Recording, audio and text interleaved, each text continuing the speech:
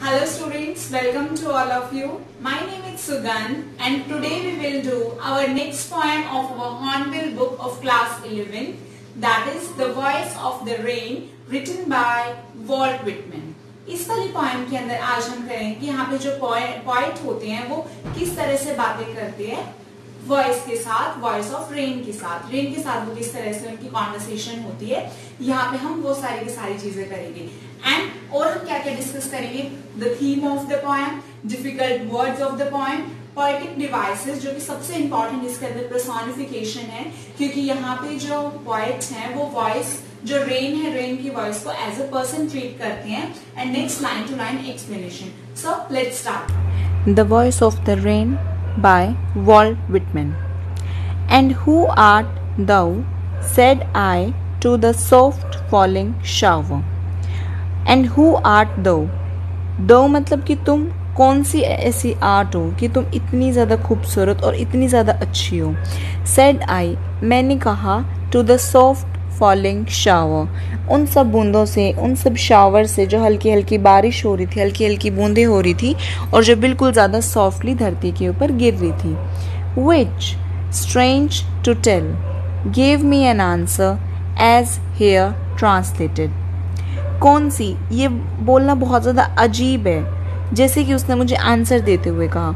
यहाँ पे जो पोएट है वो ये इमेजिन कर रहे हैं कि जो रेन है वो उनका आंसर कर रही है एंड यहाँ पे वो उन्हें as a human being treat कर रहे हैं, इसलिए वो जो रेन है वो आंसर देती है कि बताना बहुत ही अजीब है कि मैं कौन हूँ। यहाँ पे वो खुद से ही ट्रांसलेट करते हुए बोलते हैं, I am the poem of earth, said the voice of the rain, कि मैं इस धरती की, इस पूरी की पूरी अर्थ की, पृथ्वी की पोएम हूँ, उसकी एक कविता हूँ।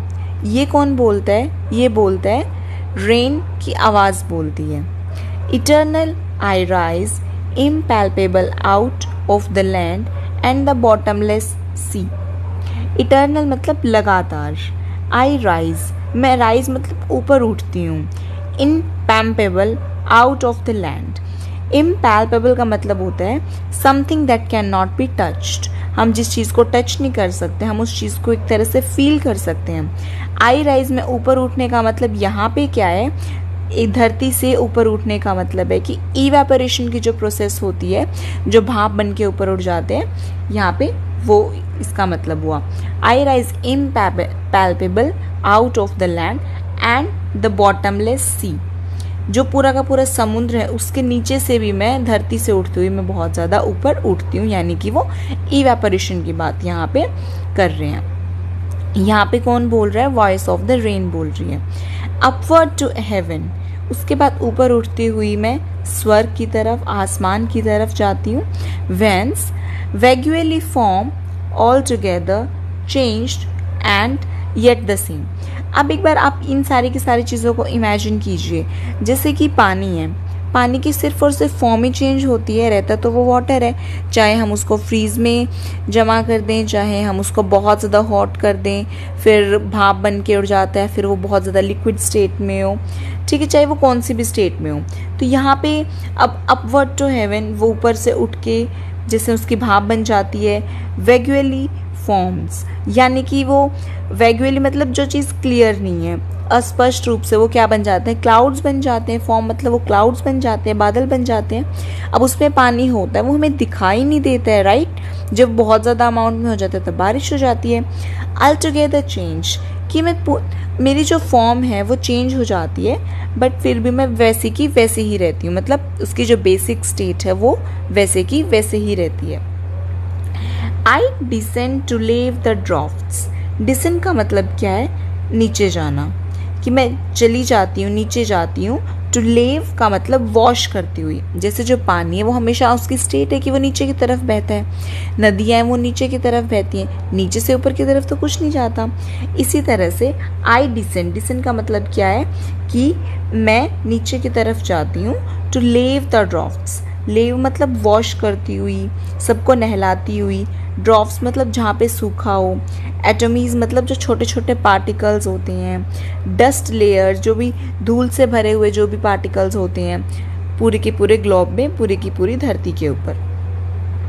and all that in them without me were seeds only, latent, unborn, and all that in them, and मैं जैसे पानी की, जैसे मिट्टी के ऊपर से पानी गया, तो मैं उन सबको और उनके साथ में क्या क्या करती हूँ कि अगर मैं नहीं होती, जैसे कि वहाँ पे अगर पानी की कमी होती है, ठीक है, किसी जगह पे तो सूखा पड़ जाता है, तो मेरे बिना वो सिर्फ और सिर्फ एक सीड्स हैं। जैसे कि कोई भी छोटा सा जो सीड होता है, छोटा सा जो बीज होता है, वो पानी अगर उसमें नहीं हो तो वो बड़ा नहीं होगा, ठीक है। हम उसमें पानी डालते हैं तो ही तो वो बड़ा पौधा बनता है। तो उन सबको भी मैं अपने साथ लेती हूँ। विदाउट मी वर सीड्स ओनली, वो सिर्फ और सिर्फ बीज ही होते हैं। लेटेंट, अनबॉर्न, लेटेंट का मतलब क्या होता है? हिडन, जो कि छुपे हुए हैं। अनबॉर्न, जिनको कि पैदा ही नहीं हुए हैं, कि वो मेरी वजह से राइज करते हैं, मेरी वजह से वो ग्रो करते हैं। And for ever by day and night I give back life to my own origin, और हमेशा के लिए दिन और रात मैं दोबारा से लाइफ देती हूँ, कि मैं सभी की सभी चीज़ों को मैं लाइफ देती हूँ टू माई ऑन ओरिजिन, जो कि एक तरह से मेरा खुद का ही ओरिजिन है, कि मेरी खुद की ही पहचान, पर्सनालिटी यही है। यहाँ पे ये सारी की सारी बातें कौन बोल रहा है? यहाँ पे सारी की सारी बातें बारिश की बूंदें बोल रही है, रेन बोल रही है। And make pure and beautify it, और मैं सभी की सभी चीज़ों को बहुत ज़्यादा प्योर बना देती हूँ, और पूरी की पूरी धरती को मैं सुंदर बना देती हूँ। कि अब देखो, पूरी की पूरी जो अर्थ है, अगर उसमें पौधे ही ना हो तो कैसा लगेगा? तो यहाँ पे यही पॉइंट एक्सप्लेन करना चाह रहे हैं कि बारिश की वजह से हर चीज़ खूबसूरत बन जाती है, सूखे जहाँ पे होता है वहाँ पे भी ग्रीनरी आ जाती है, और ये सारी की सारी चीज़ें बारिश की वजह से ही पॉसिबल है। एंड यहाँ पे अब आगे क्या है जो ब्रैकेट में लिखा हुआ है, यहाँ पे पॉइंट सभी की सभी चीज़ों को कंपैरिजन कर रहा है। फॉर सॉन्ग, जैसे कि एक सॉन्ग होता है, जैसे कि जो सिंगर होता है या फिर जिसने भी वो सॉन्ग गाया या फिर पोएम जिसने भी बनाई है, पोएम को राइट किया है, पोएट होता है, उन सभी चीज़ों के बारे में। Issuing from its birth place, सबसे पहले कोई भी चीज़ हमारे माइंड में आती है, सबसे पहले वो हमारे अंदर आती है, ठीक है। तो हमारी कोई भी चीज़ है, हमें कोई भी क्रिएटिविटी करनी है, कुछ भी नई चीज़ को निकालना, तो हम उसे अंदर से बाहर लेके आते हैं। लाइक अब हमारे अलग से थॉट्स, हमारा अपना माइंड, इसी तरह से कोई भी चीज़ इशू होती है फ्रॉम इट्स बर्थ प्लेस, जहाँ से वो सबसे पहले पैदा हुई है।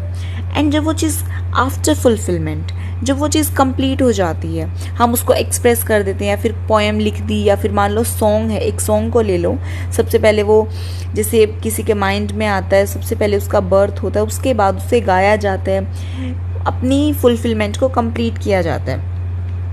फिर वेंडरिंग, फिर वो इधर उधर थोड़ा सा घूमता है, इससे सॉन्ग की बात हम कर रहे हैं। रेक्ट और अनरेक्ट, अब उसे कोई फ़र्क नहीं पड़ता कि उसकी कोई केयर करे या कोई केयर ना करे।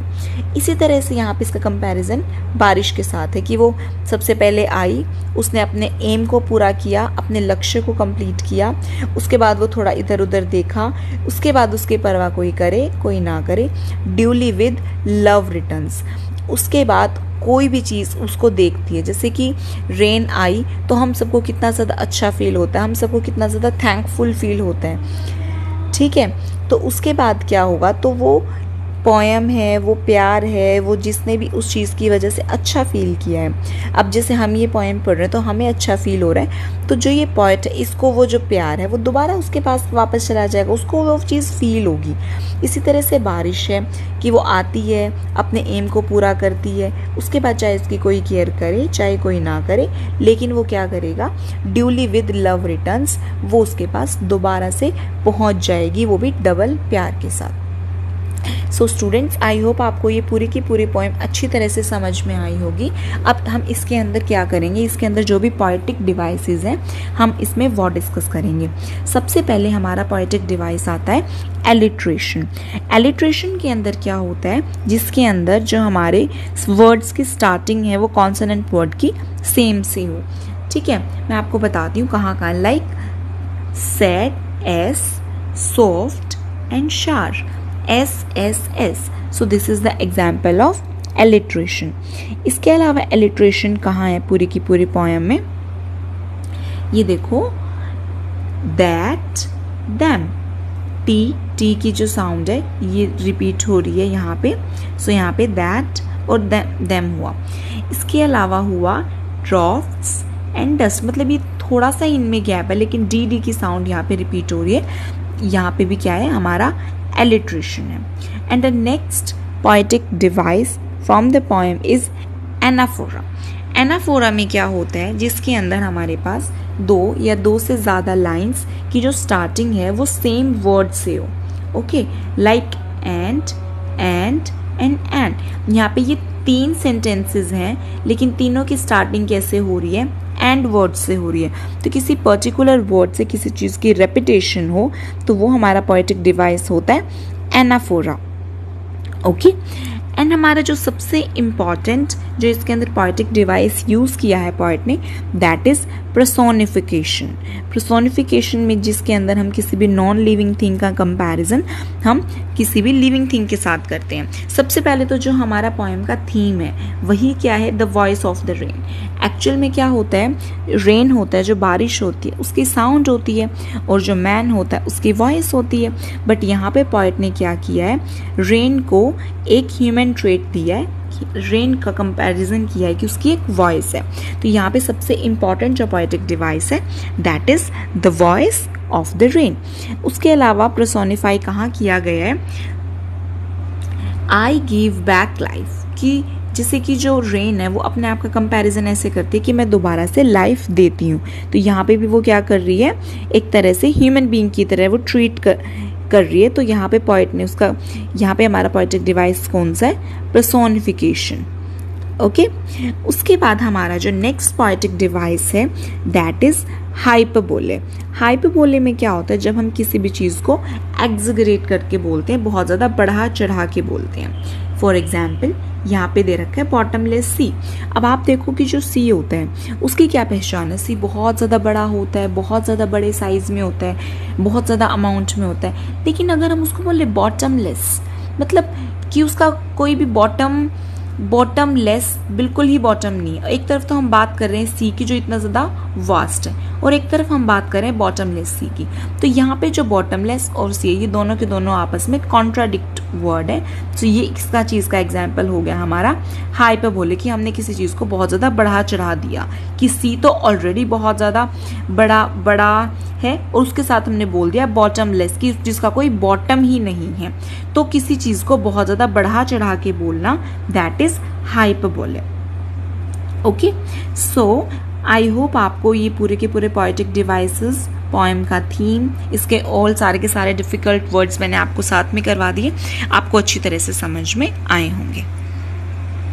So students, I hope आपको पूरी की पूरी पोएम अच्छी तरह से समझ में आई होगी। But still, if you have any doubt or any query, then you can directly comment in the comment section. Thank you very much. Have a lovely day. Stay safe, stay home, stay online.